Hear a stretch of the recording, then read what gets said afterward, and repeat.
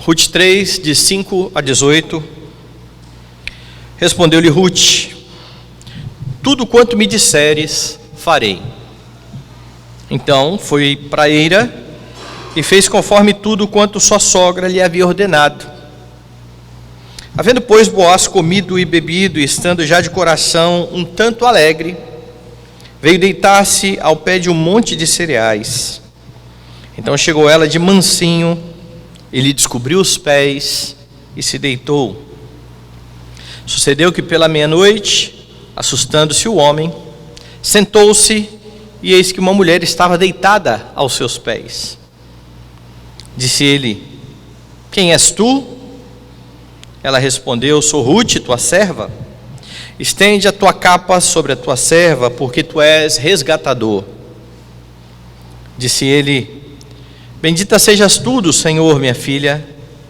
Melhor fizeste a tua última benevolência que a primeira, pois não foste após jovens, quer pobres, quer ricos.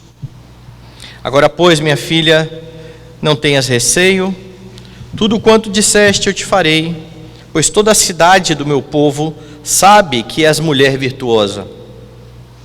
Ora, é muito verdade que eu sou resgatador, mas ainda outro resgatador há mais chegado do que eu. Fica-te aqui esta noite, e será que pela manhã, se ele te quiser resgatar, bem está que te resgate. Porém, se não lhe apraz resgatar-te, eu o farei, tão certo como vive o Senhor. Deita-te aqui até amanhã. Ficou-se, pois, deitada a seus pés até pela manhã, e levantou-se antes que pudessem conhecer um ao outro, porque ele disse: não se saiba que veio mulher à eira. Disse mais: dá-me o manto que tens sobre ti e segura-o. Ela o segurou, ele o encheu com 6 medidas de cevada e lhe o pôs às costas. Então entrou ela na cidade. Em chegando à casa de sua sogra, esta lhe disse: como se te passaram as coisas, minha filha? Ela contou tudo quanto aquele homem lhe fizera. E disse ainda: estas 6 medidas de cevada ele mas deu, e me disse: não voltes para tua sogra sem nada. Então lhe disse Noemi: espera, minha filha, até que saibas em que darão as coisas, porque aquele homem não descansará enquanto não se resolver este caso, ainda hoje. Oremos. Pai bendito e amado, Deus de toda misericórdia, queremos exaltar, Senhor, o Teu nome mais uma vez nesta manhã, gratos pelo privilégio de prestar culto ao Teu nome, gratos por ter plena certeza de que o Senhor, que se agrada em falar ao nosso coração, mais uma vez fará isto por meio da palavra. E é nesta esperança, nesta expectativa, que nos colocamos diante do Senhor para Te ouvir. Fala conosco, em nome de Jesus, amém. Você viu que o capítulo 3 começou com o plano de Noemi, a fim de satisfazer a um desejo. Ela tinha um bom desejo, um desejo bom e lícito, de arranjar um casamento para sua nora. Mas no decorrer da história você viu que este desejo bom e lícito acabou se tornando ou se mostrando ilegítimo e idólatra. Isso porque Noemi começa agora a olhar para o casamento que ela tinha em mente para sua nora como a fonte, a grande fonte de alegria e de segurança. Ela também peca para conseguir o que ela deseja, porque ela expõe Ruth ao perigo tanto físico de ir encontrar um homem até então desconhecido. Elas sabem quem é aquele homem, mas elas não conhecem verdadeiramente o caráter daquele homem, quanto ao perigo de ter a sua reputação maculada. E nós então louvamos ao Deus bendito e grandioso, ao Deus providente, que a despeito dos pecados do seu povo, cumpre os seus propósitos. Você tem toda uma trama de Noemi, uma trama, como eu disse na semana passada, no mínimo imprudente, E Deus vai usar toda esta história a fim de cumprir o seu propósito. O texto que nós lemos essa manhã começa com o assentimento de Ruth ao plano da sua sogra. E depois uma espécie de resumo que o autor do livro faz aqui a respeito do que foi efetuado por Ruth. Veja, no verso 5 você tem esse assentimento. Depois de ouvir a sogra, ela diz: tudo quanto me disseres, farei. E então vem o narrador e diz: então foi para Era e fez conforme tudo quanto sua sogra lhe havia ordenado. E então ele faz uma espécie de resumo, introduzindo o assunto, porque agora ele vai descrever como que ocorreu isso. Agora ele vai dar os pormenores aos seus leitores. O narrador parece o tempo todo deixar o seu leitor aqui em suspense, ou com aquela ideia na cabeça de: e agora? O que vai acontecer a partir disso?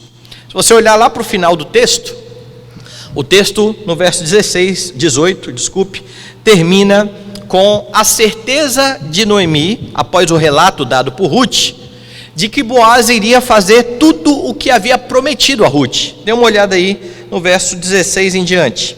Em chegada à casa da sua sogra, esta lhe disse: como se te passaram as coisas, minha filha? Ela lhe contou tudo quanto aquele homem lhe fizera, e disse ainda: estas 6 medidas de cevada ela mas deu, e me disse: não voltes para sua sogra sem nada. Então está aqui o relatório de Ruth, e então vem a palavra da sogra.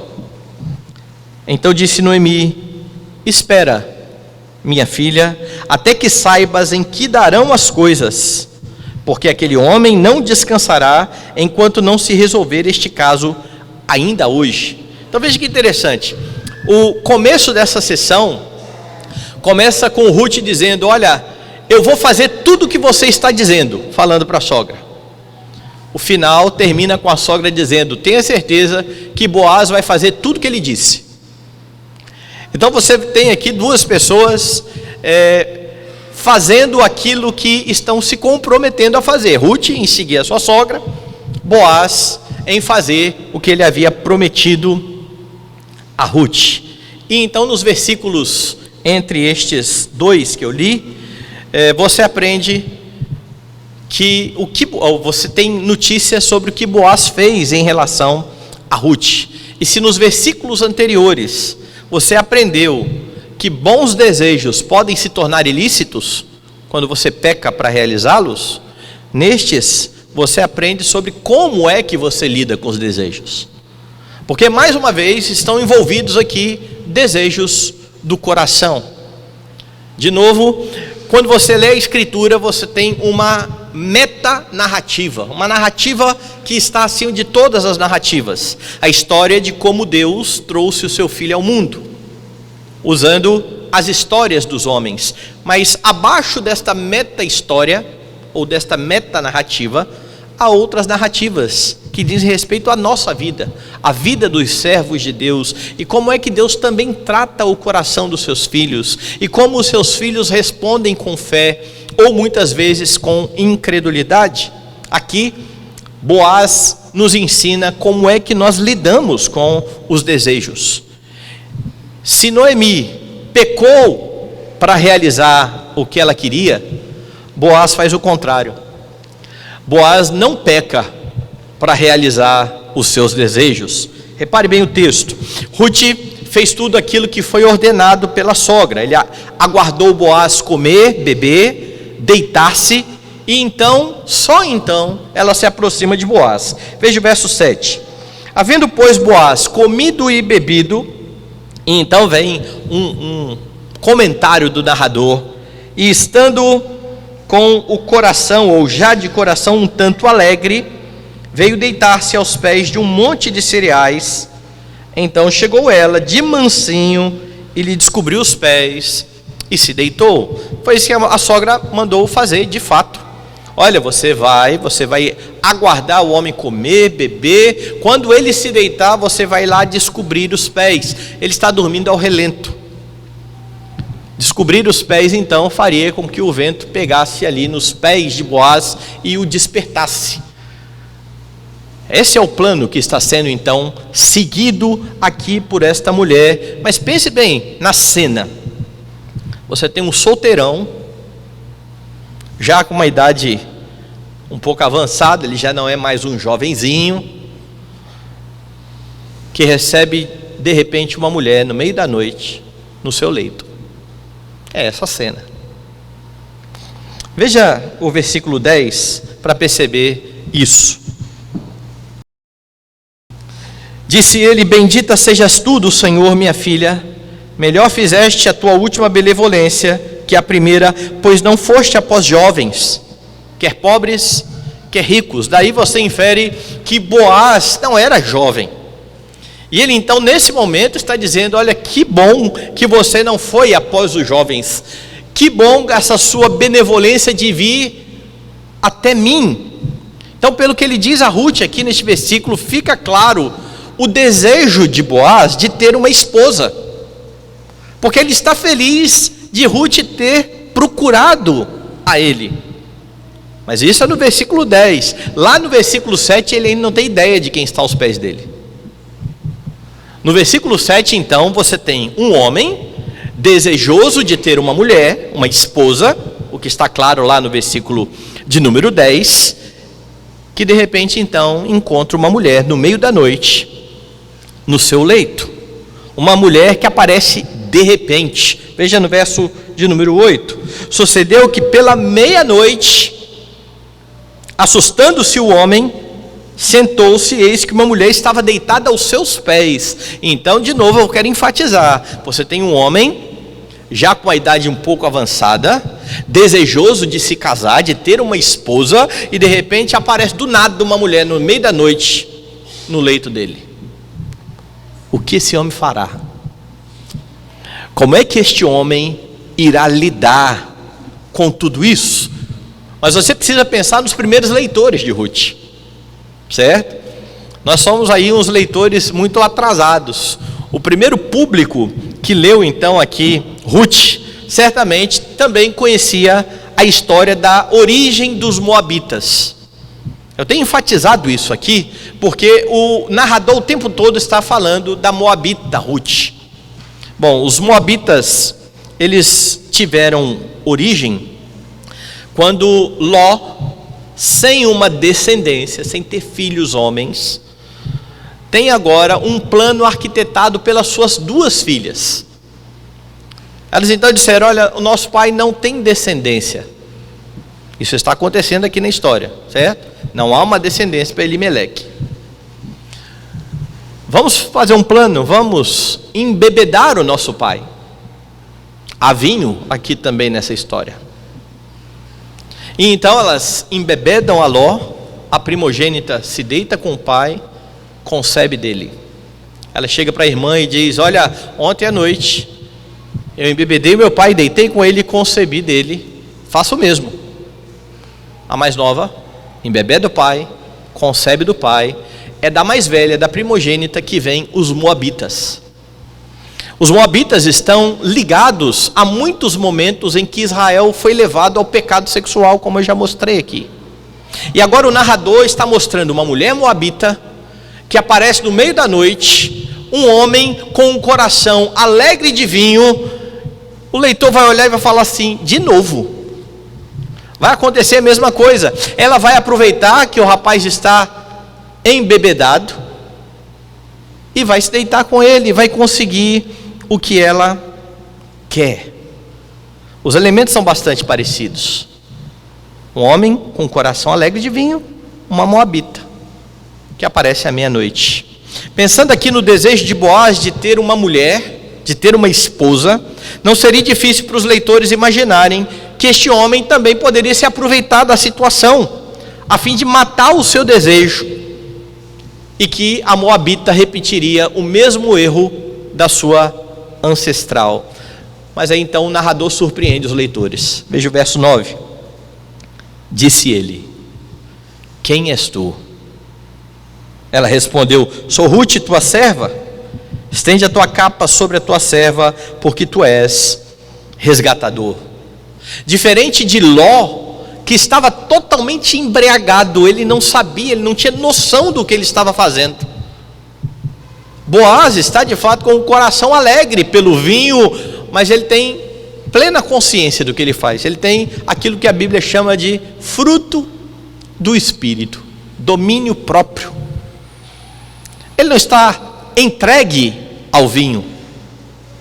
E talvez muitos falem assim, mas ele estava com o coração alegre, isso significa que ele já estava alterado. Lembre-se que a Bíblia mostra o salmista louvando a Deus pelo vinho que alegra o coração do homem. Um dos efeitos do vinho no coração é de fato a alegria, não é tirar a pessoa do seu sentido, porque isso já é embriaguez. Daí então a ordem do Novo Testamento: não vos embriagueis com o vinho, enchei-vos do Espírito Santo. Enquanto o vinho tira o homem do controle, o excesso do vinho, o Espírito Santo é aquele que, por meio do seu fruto, dá ao homem domínio próprio. E é isso que está então acontecendo aqui com este homem. Este homem, em vez de simplesmente dar vazão ao seu desejo de ter uma mulher, e aparecer uma de repente, no meio da noite, ele para e pergunta: quem é você? O que está acontecendo aqui? E é neste momento que ele descobre então que não se trata de qualquer mulher. Ali está aquela do qual o seu coração já se afeiçoou, lá atrás na história. Aquela que ali estava era Ruth. E então, depois que ela fala no verso 9, ele diz no verso 10: bendita sejas tu do Senhor, minha filha, melhor fizeste a tua última benevolência que a primeira, pois não foste após jovens, quer pobres, quer ricos. Ou seja, o desejo de ter uma mulher, algo lícito. Preste atenção no que eu estou dizendo. O desejo de ter uma mulher é lícito. Mas como que a gente associa isso àquilo que Jesus fala no Novo Testamento? Não, Jesus lá está falando de pecado. O homem que olha para uma mulher com um olhar impuro já adulterou com ela, mas não há problema algum em desejar ter uma esposa. Isso é um desejo lícito. Desejar ter um casamento é um desejo lícito. Mas esse desejo lícito para um homem solteirão aí, com um coração alegre de vinho, poderia se tornar mesmo uma tentação. No momento em que ele está sozinho e uma mulher chega meia-noite e se deita do lado dele. Mas Boaz não é precipitado. Ele também não tenta forçar essa mulher. Ele não parte para cima dessa mulher dizendo: está aqui, está deitada, pronto, vamos lá. Ele está bem consciente do que ele está fazendo. Ele não age como muitos homens poderiam agir na situação em que ele se encontra.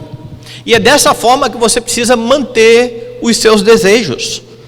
É dessa forma que você precisa lidar com os anseios do seu coração, com aquilo que você tanto almeja, sendo lícito, é lógico.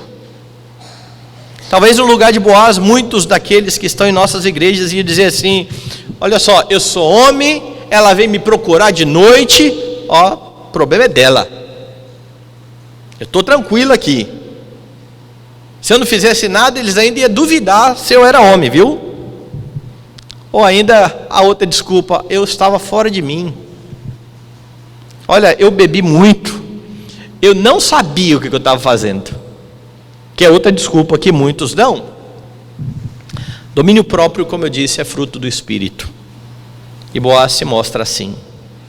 Este homem tem desejos, este homem tem anseios, mas estes desejos não dominam o seu coração e não o levam a pecar para tê-los de qualquer forma.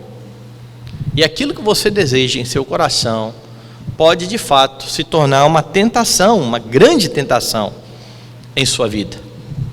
E assim, por exemplo, crentes que desejam casar podem ser tentados a começar a baixar aí as suas exigências que vêm da Escritura.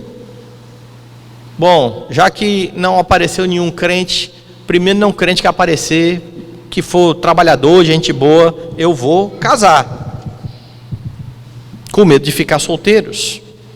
E aí você vê muitos crentes entrando em relacionamentos que mais à frente se mostrarão muito complicados e conturbados.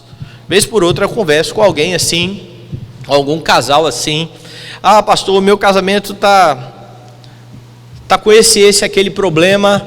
E eu pergunto lá de trás: quando você namorava, antes de você casar, você não viu nenhum sinal não disso aí? Ah, pastor, eu vi alguns. E ainda assim você foi? Por quê? Por que uma pessoa de antemão olha para outra e fala assim: eu acho que vai dar problema isso aqui, e encara o problema? Ou tem uma esperança de tomar o lugar do Espírito Santo e mudar o pecador? Ou o desejo tomou um lugar tão grande no coração, que ela simplesmente não parou para pensar que isso vai dar problema sério. Casar, lícito. Fazer qualquer coisa para casar, inclusive baixar as exigências bíblicas, é errado, é pecado. Ou crentes que desejam ser bem-sucedidos vão ser tentados muitas vezes a agir conforme o curso desse mundo, vão ser tentados a conduzir os seus negócios e carreiras pecando contra o Senhor, fazendo muitas coisas ilícitas. Crentes que querem ser bem vistos, querem ter uma boa reputação, podem ser tentados a mentir, exagerando então as suas qualidades, mentir escondendo os seus defeitos. Eles podem começar a falar mal de outras pessoas para ficarem em evidência, tudo isso pelo desejo de ser bem visto. E cada um desses desejos são desejos lícitos, que se mostrarão muitas vezes como tentações diante daquilo que você está vivendo. Agora olhe para Ruth. Ruth também demonstra que não está assim controlada pelo seu desejo, porque a sogra a orienta a aproximar-se de Boaz e aguardar a instrução de Boaz. Era um plano de fato arriscado, porque Boaz poderia bem ser um mau caráter, poderia ser um homem com uma reputação ruim, e a reputação de Ruth poderia ser colocada em xeque nessa história. Ruth segue o plano da sogra até certo ponto, mas quando Boaz pergunta quem ela é, ela não espera mais a instrução de Boaz. O que ela faz aqui é demonstrar que não é uma mulher em busca de uma noite de paixão apenas, como muitos olham para o livro e querem enxergar. Ela é uma mulher em busca de casamento, de um relacionamento sério. Veja o verso 9.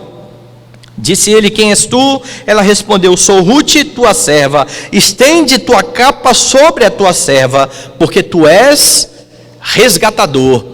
Assim, mas essa mulher, ela quer só uma noite de paixão?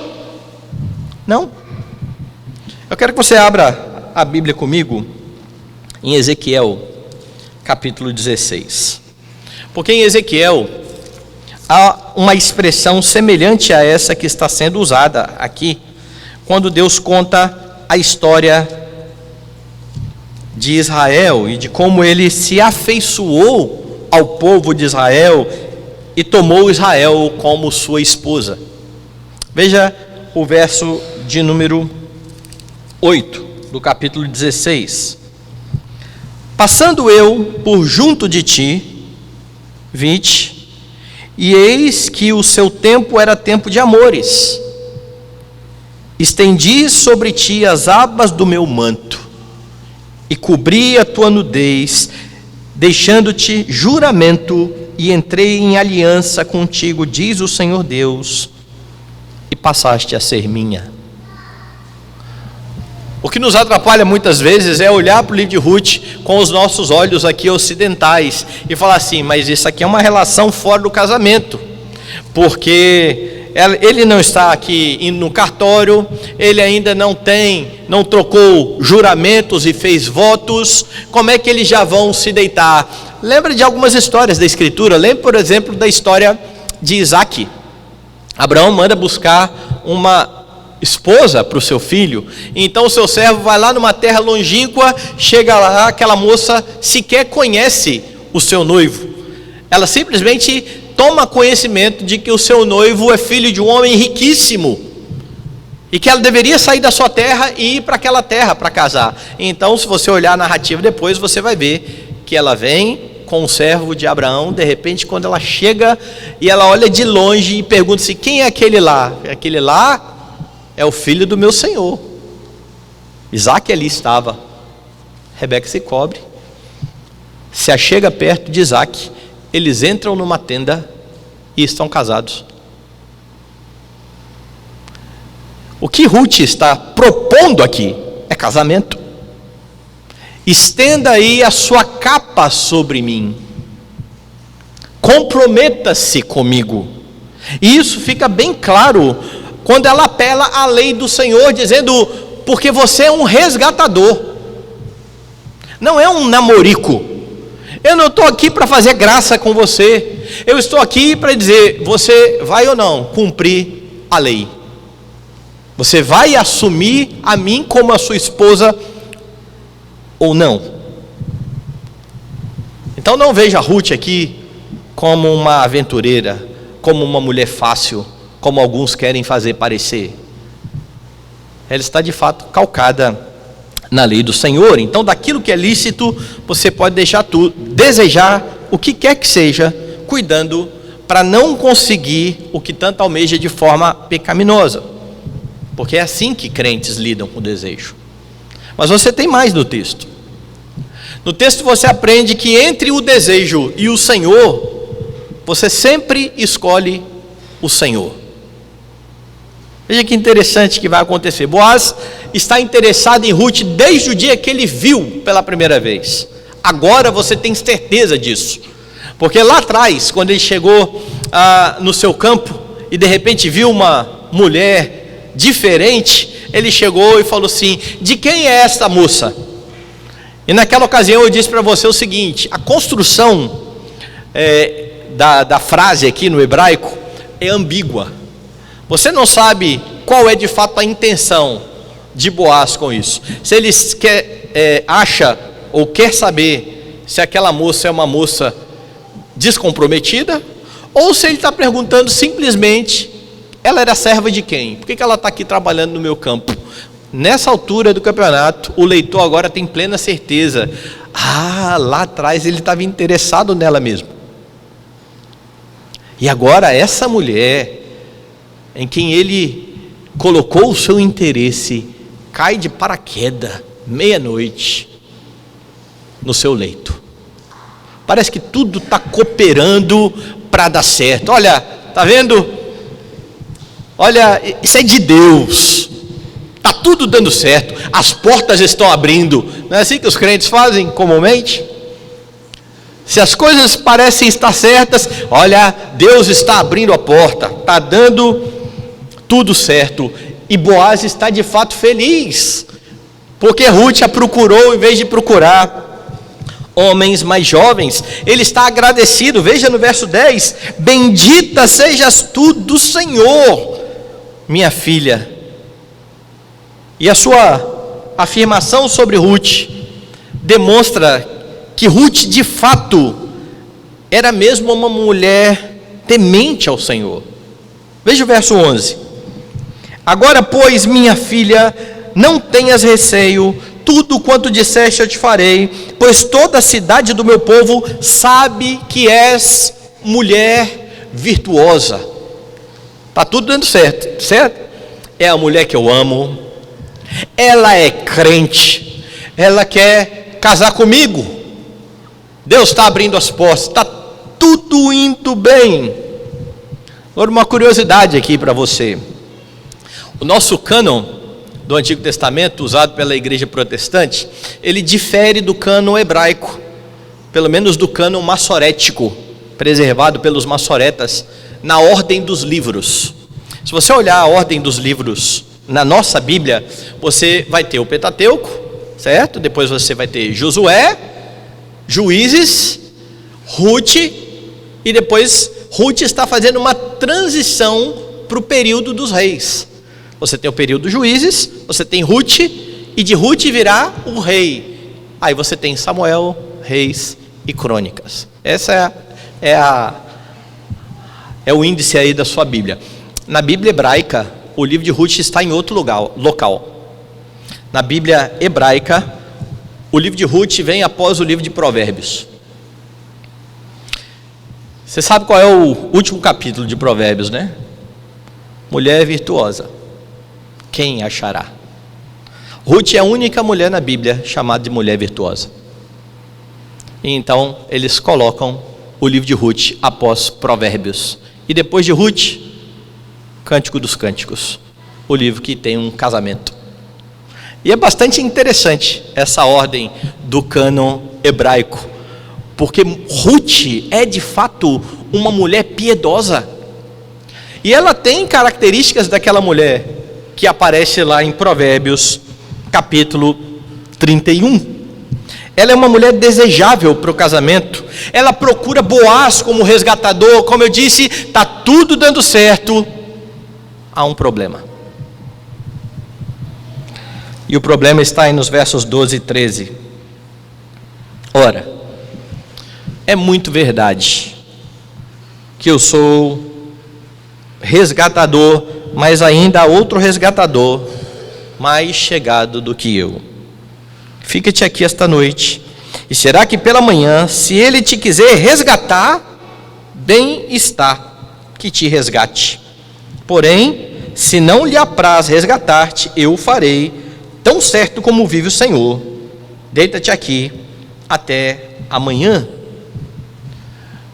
Boaz não é desses crentes que dizem assim: olha, Deus está abrindo a porta, está dando tudo certo, eu amo essa mulher parece que me ama, ela é crente. O que nos impede? A lei.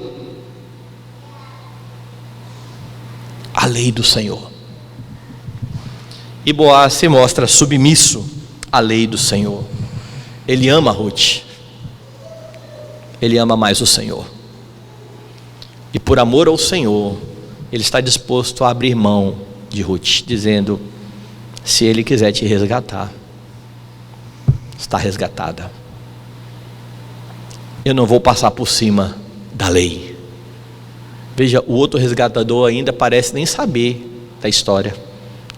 Ele nem sabe de Ruth. É Boaz que no outro dia vai resolver, a gente vai ver isso. Até então, talvez se fossem muitos dos crentes de nossas igrejas, iriam falar assim: mas não é possível, Deus conduziu até aqui, isso só pode ser um sinal do Senhor. Deus não dá sinais a você contrários à lei dele, nunca, nunca.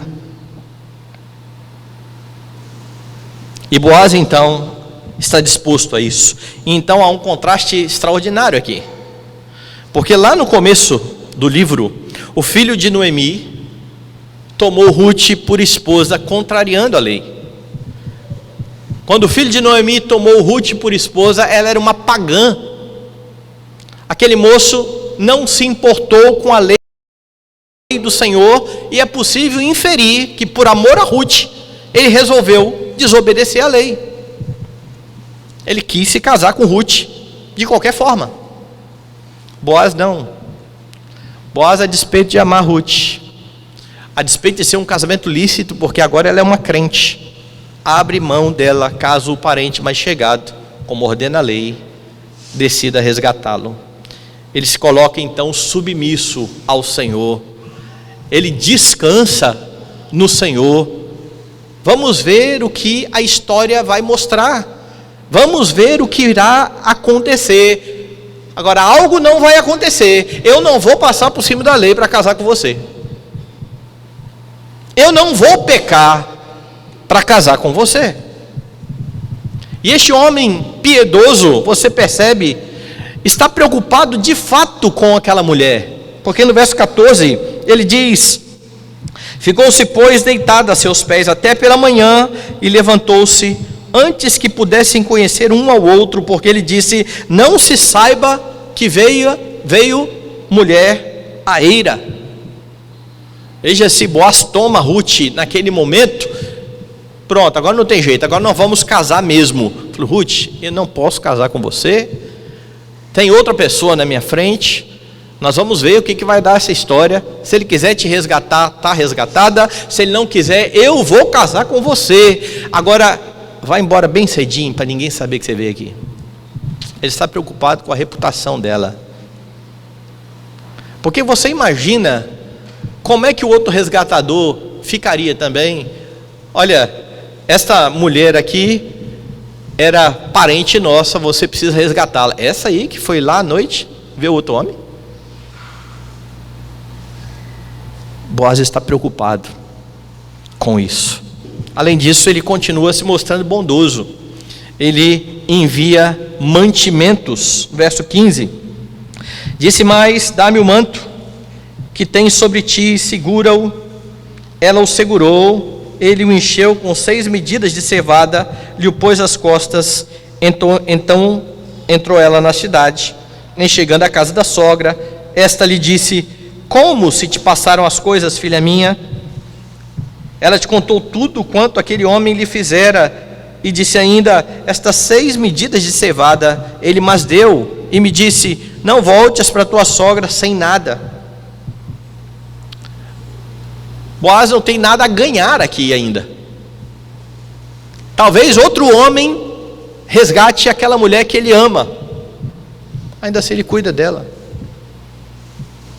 Ele não está irado, ele não está com raiva, ele ama o Senhor, e o amor dele ao Senhor leva ele a ser bondoso, sem interesse,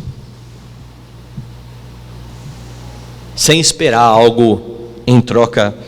Daí então a convicção final de Noemi, quando ela diz, espera minha filha, até que saibas em que darão as coisas. Ninguém sabe ainda o que vai acontecer, porque aquele homem não descansará enquanto não se resolver esse caso ainda hoje. Olha, ainda hoje não vão saber o que vai acontecer e com quem você vai casar. Fique tranquila. Boaz abre mão de Ruth, aquela que ele amava, por amor ao Senhor. Você está disposto a abrir mão daquilo que você tanto deseja, por amor do Senhor? E enquanto eu vou lendo essa história, eu consigo pensar aqui em muitas desculpas que nós costumamos dar para fazer aquilo que nós queremos fazer. Nenhuma delas aparece nos lábios de Boaz, porque ele se compromete com o seu Deus. E você? Entre um grande amor não crente e a ordem do Senhor para não haver julgo desigual, qual a escolha? Alguns poderiam pensar assim, qual a diferença? Porque Boaz podia ter tomado Ruth e se casou com ela, mas ele não tomou Ruth, deixou tudo em suspense. Daqui a pouco o outro resgatador vai falar que não quer, e no final das contas ele não vai casar com Ruth do mesmo jeito. O final não foi o mesmo. Então muitos crentes pensam de forma pragmática, no final deu tudo certo, pecando ou não pecando, o final foi igual, ele ficaria com Ruth. Só que não é assim que crentes pensam. Eles não avaliam somente o resultado, eles avaliam o processo. E eu costumo aqui colocar a imaginação para funcionar, só para a gente pensar em relação a isso. Imagine Davi, uma história que você conhece. Você conhece toda a história de Davi, mas imagine que um dia Davi olhou, estava no telhado da casa, e de repente ele olhou para a sua vizinhança, viu uma mulher e falou assim, eu sei que essa mulher tem marido, mas eu gostei muito dela. Quem sabe Deus não vai usar o meu adultério para trazer o filho dele ao mundo? Isso é loucura, pastor. Eu sei que é loucura. Se Davi tivesse pensado isso, ele tinha acertado? No pensamento? No pensamento ele tinha. Deus trouxe Salomão por meio dele com Batseba. Mas isso não desculpa o pecado de Davi. Você olha para a história, você sabe que não é assim. Você sabe que Davi pecou porque ele desejou muito mais a mulher do que desejou agradar a Deus. E o que Deus fez, a despeito de tudo isso, foi usar o pecado de Davi para que Jesus viesse. Entretanto, Deus pesou a mão em Davi. Lembra que esse Davi é aquele que escreveu o salmo em que ele diz: enquanto eu calei os meus pecados, envelheceram os meus ossos pelos meus constantes gemidos todo dia. Não é só o resultado final, é o processo. Nós sabemos, nós cremos na soberania de Deus. Ele vai fazer tudo o que Ele quer. E se Ele quiser Ruth casada com Boaz, Ele vai fazer. Mas nós temos responsabilidades de agir como o Senhor ordena e de não pecar.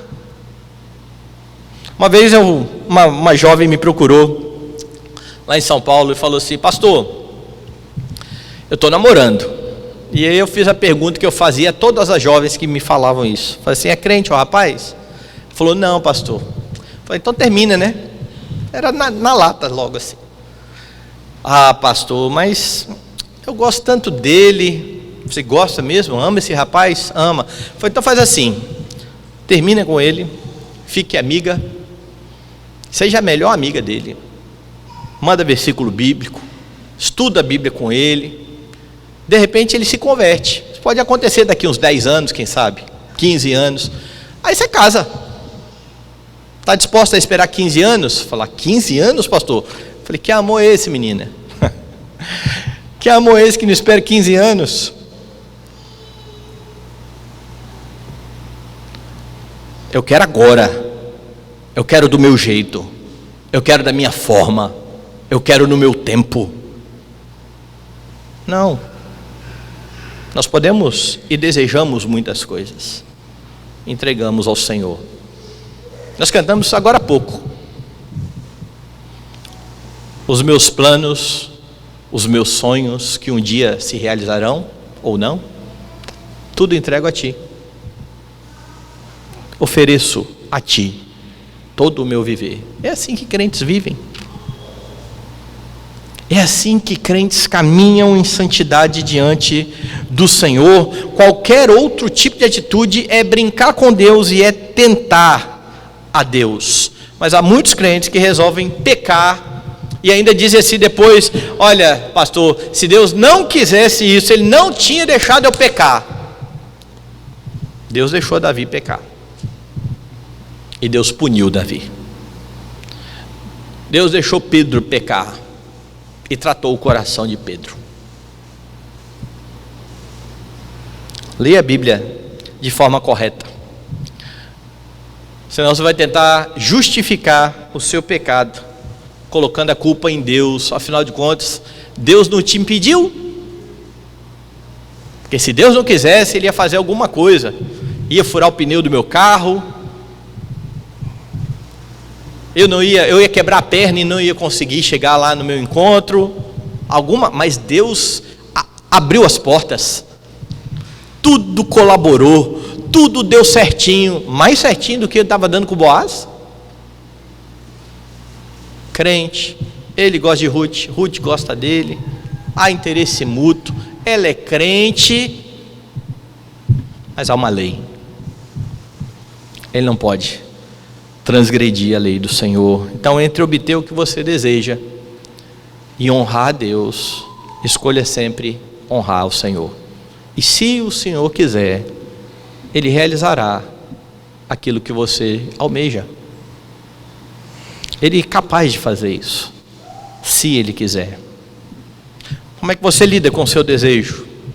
Não peque para conseguir o que você quer. Entre o desejo e o Senhor, escolha o Senhor. Ruth, uma mulher virtuosa, amparada pela lei, pediu a Boaz que estendesse sobre ela a sua capa, sinal de proteção. O casamento, na perspectiva correta, é ordenado por Deus para a bênção dos filhos de Deus. E Ruth, que já havia encontrado refúgio e segurança sob as asas do Senhor Deus, agora poderia encontrar um lar piedoso. Pense no contraste oposto. Ruth é uma mulher piedosa. Quando Jesus estendeu a sua capa sobre a sua igreja, não havia piedade na igreja. Ele nos amou nos nossos delitos e pecados. Foi isso que o Senhor fez quando estendeu o seu manto, a sua capa sobre a igreja, e é por meio da graça dele que esta igreja, outrora maculada, está se tornando cada dia mais bela, e um dia será apresentada perfeita, sem mácula nem ruga, virtuosa e gloriosa, por estar debaixo da capa do seu Redentor, semelhante ao que Deus fez com Israel. E eu te convido a mais uma vez abrir em Ezequiel, porque em Ezequiel você tem tanto a história de como Deus tornou Israel uma bela nação, como a tentação pela qual passou Israel e transgrediu a lei do Senhor, algo que pode acontecer com crentes. Ezequiel 16, eu vou ler a partir do verso de número 6. Passando eu por junto de ti, vi-te a revolver-te no teu sangue, e te disse: ainda estás no teu sangue, vive sim, ainda que estás no teu sangue, vive. Eu te fiz multiplicar como um renovo do campo, cresceste e te engrandeceste, e chegaste a grande formosura. Formaram-se os teus seios e te cresceram cabelos, no entanto estavas nua e descoberta. Passando eu por junto de ti, vi-te, e eis que o teu tempo era tempo de amores. Estendi sobre ti as abas do meu manto, cobri a tua nudez, dei-te juramento, entrei em aliança contigo, diz o Senhor Deus, e passaste a ser minha. Então te lavei com água, e te enxaguei o teu sangue, e te ungi com óleo. Também te vesti de roupas bordadas, te calcei com couro da melhor qualidade, te cingi de linho fino e te cobri de seda. Também te adornei com enfeites, e te pus braceletes nas mãos, e colar à roda do teu pescoço. Coloquei-te um pendente no nariz, arrecadas nas orelhas, e linda coroa na cabeça. Assim, foste ornada de ouro e prata, o teu vestido era de linho fino, de seda e de bordados. Nutriste-te de flor de farinha, de mel e azeite, eras formosa em extremo, e chegaste a ser rainha. Correu a tua fama entre as nações, por causa da tua formosura, pois era perfeita, por causa da minha glória, que eu pusera em ti, diz o Senhor Deus. Mas houve um problema. Mas confiaste na tua formosura, te entregaste à lascívia, graças à tua fama, e te ofereceste a todo o que passava, para seres dele. Deus abençoava Israel, Israel se entregava a ídolos, adulterava contra o seu Senhor. Este é um risco ainda hoje, meus irmãos. O Senhor estendeu a sua capa sobre a sua igreja. Ele está ornando, Ele está tornando bela a sua igreja. Não deixe que as tentações te façam adulterar. Não deixe que os desejos do seu coração te afastem do Senhor. Não permita que nada nesse mundo tome o lugar de Cristo Jesus em sua vida. Sob a capa de Cristo, viva em santidade, viva de forma virtuosa, não simplesmente deixando de lado os desejos, antes colocando-os diante do Senhor, não pecando para tê-los, aguardando aquele que, se quiser, pode conceder o que o seu coração almeja. Mas entre os desejos do coração e o Senhor, não tenha dúvida, escolha o Senhor, ame o seu Redentor.